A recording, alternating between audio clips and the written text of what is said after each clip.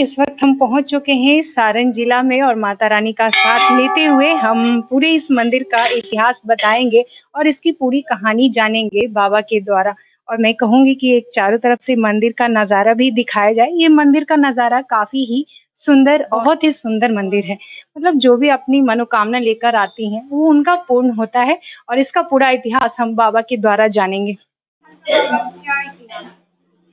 अंबिका स्थान के इतिहास के बारे में यहाँ प्रचलित दो अवधारणा है। एक अवधारणा राजा दक्ष प्रजापति से संबंधित है। राजा दक्ष प्रजापति जो ब्रह्मा जी के 10वें मानस पुत्र थे, एक समय एक यज्ञ का आयोजन किए। यज्ञ के आयोजन का उनका मुख्य उद्देश्य था शिव जी और माँ सती को अपमानित करना। इस उद्देश्य से यज्ञ का आयोजन किए। यज्ञ में सभी देवी देवताओं को आमंत्रित किए, लेकिन माँ पार्वती जी यानी कि सती और भगवान शिव जी को आमंत्रित नहीं किए। पार्वती जी पूछी भगवान शिव जी से कि हे नाथ, ये लोग आकाश मार्ग से कहाँ जा रहे हैं? भगवान शिव जी बोले कि देखो, तुम्हारे पिताजी यज्ञ कर रहे हैं और उसी यज्ञ में सम्मिलित होने के लिए सभी देवी देवता लोग जा रहे हैं। तब सती बोली कि हे नाथ, तो मैं भी जाऊंगी। भगवान शिव जी मना किए कि देखो, हम लोगों के पास में कोई निमंत्रण नहीं है, तब बगैर बुलावा नहीं जाना चाहिए। कोई बुलावा नहीं है, कोई पूछने वाला भी नहीं है, तो नहीं जाना चाहिए। लेकिन पिता के घर जाने के लिए उत्सुक थी, काफ़ी आतुर हो गई और कही कि निमंत्रण हो या न हो, जाना तो है पिताजी के घर, तो मैं जाऊंगी। लेकिन भगवान शिव जी समझ गए कि जब वे जबरदस्ती कर रही है, इसका मतलब कि कुछ अनिष्ट होने वाला है। आने दिए, लेकिन अपना 2 दूत भी लगा दिए थे। दूत उनके रक्षा के लिए। माँ पार्वती यानी कि सती यहाँ आई है। इस स्थान का नाम आमी है, अंबिका स्थान के नाम से जाना जाता है, जो सारण जिला छपरा में पड़ता है। कुछ ऐसा चीज जो यहाँ पे घटना घटा हो, जो विख्यात बन गया हो लोगों के लिए, यहाँ के लोगों के लिए? जी, हम बता रहे हैं। यहाँ ये जो देख रहे हैं मिट्टी की मूर्ति है और प्योर स्थूल रूप है। यह आज का बनाया हुआ नहीं है, उसी समय का बनाया हुआ है, स्वारोचिष मनवंतर का। और एक मनवंतर में कितना हजार कितना लाख वर्ष पुरता है, उसी समय का बना हुआ है। हम ब्राह्मण लोग, यहाँ के सेवक लोग, कभी कभी वही गंगा के तट से मिट्टी लाकर उनका सिर्फ ऊपरी आवरण का रिपेयरिंग मात्र कर देते हैं, लेकिन स्थूल रूप वही रहता है, ज्यों का त्यों। एक बार बिहार सरकार के मिट्टी जांच करने वाला विभाग यहाँ आया। वहाँ के पदाधिकारीगण बोले कि हम इसके मिट्टी का जांच करेंगे कि कितने हजार वर्ष पहले का है या कितने 100 वर्ष पहले का है। उनके द्वारा इन्वेस्टिगेशन किया गया तो कुछ पता चला? जी जी जी, मना किया गया पहले कि सर ऐसा काम आप मत कीजिए, इसलिए कि अटूट आत्मविश्वास है इस देवी के ऊपर। आप यहाँ से मिट्टी लेंगे, ये अच्छा नहीं लगेगा, आप मत कीजिए वैसा। लेकिन माने नहीं, क्योंकि नहीं, हमको आदेश है तो लेना ही है। तो उनके पास में एक डिटेक्टर था जो 12,000 वर्ष तक के बारे में बताता था। जब मिट्टी लिए और उस पर जांच के लिए रखे तो आउट ऑफ डिटेक्टर नहीं आया। पर बाद में बहुत दुखित हुए और माँ के चरण में सिर गिराकर लेट गए। लेट कर माँ से प्रार्थना करने लगे कि हे माँ, मुझसे भूल हो गई। के द्वारा एक छोटे से कुंड की चर्चा की जा रही है जो कि मंदिर के अंदर है। मैं कहूंगी कैमरामैन से थोड़ा सा ये कुंड दिखाने के लिए, क्योंकि इसके अंदर जो है पानी भी दिखाई दे रहा है। अब हम इससे बाबा से पूछते हैं इसके बारे में कि क्या राज्य है इसका।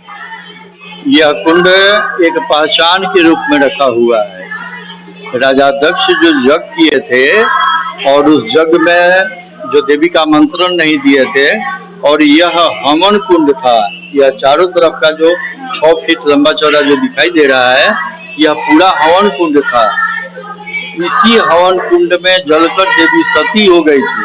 अच्छा बाबा, मुझे एक बात आप बता सकते हैं कि ये कुंड कहाँ से जुड़ा है? जी, इस कुंड का लगाव गंगा से था। इसके अंदर 2 सुराग था। तो उसका प्रमाण ये था कि इस कुंड में आप हजारों घड़ा जल डाल दें तो फिर भी लेयर सेम रहेगा, और हजारों का 2000 घड़ा निकाल लें फिर भी लेयर सेम रहेगा। गंगा से लगाव था, लेकिन धीरे धीरे कालांतर परिवर्तन होते होते यहाँ चावल और चना का कण गिरकर अंदर सड़ जाता है, फूल जाता है, दोनों सुरंग का मुंह बंद हो गया। बहुत प्रयास किया गया लेकिन नहीं खुल सका। ये वही कुंड है, और इस कुंड के बारे में इसको हम लोग मनोकामना कुंड भी कहते हैं। इससे क्या बाबा, यहाँ पे जो भी अपनी मनोकामना लेके आते हैं उनका पूर्ण होता है? जी हाँ, प्रबल आत्मविश्वास के साथ में माँ के दरबार में जो भी आता है उनकी। आप इस मंदिर में कब से मतलब देख रेख में? देखिए, हम लोग के सामने भी तो कोई घटना घटी होगी? मेरे सामने ही घटना घटी। यहाँ हम ब्राह्मण करीब 300-400 लोग हैं परिवार में, सब लेकर। उस दिन मेरी ही बारी थी। जिस तरह आज बारी है उस तरह उस दिन भी मेरी ही बारी थी। शुक्र या सोमवार का दिन था। बहुत लोगों का भीड़ हो जाता है, जिसमें महिलाओं का भीड़ ज्यादा होता है, और देहात की महिला ज्यादातर अशिक्षित होती है। उनको हम मना किए कि मत डालिए हाथ इसमें, लेकिन कुछ महिला तो समझदार थी, समझ गई। लेकिन एक महिला इसमें जबरन हाथ डाली। पता नहीं उससे कौन अपराध हुआ था तो उसका हाथ इसी कुंड में फंस गया। जैसा कि मैं देख पा रही हूँ कि कुंड का साइज तो काफी ठीक ठाक है, एक हाथ आराम से जा सकता है और बाहर आ सकता है। तो ऐसा क्या था उस महिला में कि उसका हाथ फंस गया? यही तो देवी की महिमा है, और ये महिमा के बारे में कौन बता सकता है। हम ब्राह्मण को थोड़ा संदेह हुआ कि महिला लोग हाथ में चूड़ी या कड़ा या कुछ भी बल्ला वगैरह पहनती है, कहीं यह तो नहीं फंस गया। तो हम उसके ऊपर भी घी का जो दीपक जलाया जाता है वो लगाए, लेकिन उसके बाद भी हाथ नहीं निकला। यहाँ पूरे मीडिया वाले लोग आ गए थे। 7 पट्टी का गांव है, पूरा गांव इकट्ठा हो गया था, लेकिन उस महिला का हाथ नहीं निकल रहा था। 1:45 बज गया, जबकि 1 बजे माँ का दरवाजा बंद हो जाता है माँ के शयन के लिए, लेकिन अब हाथ नहीं निकल रहा था। अब किसी तरह से हम लोग दोनों गेट बंद करके दिव्य अपराध क्षमापन स्तोत्र का पाठ करने लगे। पाठ समाप्ति के करीब में था तो उसका हाथ एक महिला अचानक ऊपर से धीरे से निकाल दी। कोई जोर नहीं, कोई जबरदस्ती नहीं, ऐसे ही निकल गया। तो ऐसे में क्या कहा जा सकता है कि जो महिला का हाथ फंसा, उनका जो साथ दिए, कहीं ना कहीं उनका भी तो साथ रखो कि उनके छूते ही वो हाथ निकल गया। अब यह भी कह सकते हैं, या देवी का क्षमापन स्तोत्र का प्रभाव भी कह सकते हैं। इसलिए कि सेवक जो होता है ना, तो हम लोग यहाँ 24 घंटे इनकी सेवा में रहते हैं। तो हो सकता है कि सेवक की बात को सुनी होगी माँ, लेकिन हम अपने लिए कैसे कहें कि मेरी ही बात सुनी और उसका हाथ निकल गया। हो सकता है कि उस महिला का भी उसमें सहयोग हो, यही वह कुंड है। हाँ, तो इस कुंड को मनोकामना कुंड कहा जाता है। किसी को कुछ भी कामना अगर है, सच्चे मन से, प्रबल भाव से इसमें हाथ डालते हैं लोग। 4 बजे के पहले जो भी कुंड के अंदर से मिलता है छुपा कर ले जाते हैं, घर ले जाकर बॉक्स अलमीरा में रख देते हैं, लेकिन गोपनीय, लेकिन न दिखाना है न ही बताना है क्या मिला, कितना मिला, ये सब कुछ नहीं कहना है। लाल कपड़ा में बांध कर रख देना है। जब आपकी कामना पूर्ण हो जाती है तब फिर इस चीज को ले आकर इसी कुंड में अर्पित कर देना पड़ता है। यही माँ की महिमा है। चलिए बाबा की बातों को समाप्त करते हैं। इनका कहना है कि जो भी अपना लेकर आते हैं, क्षमा प्रार्थना जो भी हो, उनका यहाँ पे पूरा होता है। और कहा जाता है कि आप गुप्त रखिए जब भी कहीं आप पूजा करने जाते हैं तो, और ऐसा एक चीज वहां से लाइए, जब आपका मनोकामना पूर्ण हो जाए तो आप फिर से उस माता रानी की कृपा लेने आ सकते हैं और इस कुंड में वो चीजों को टाल सकते हैं।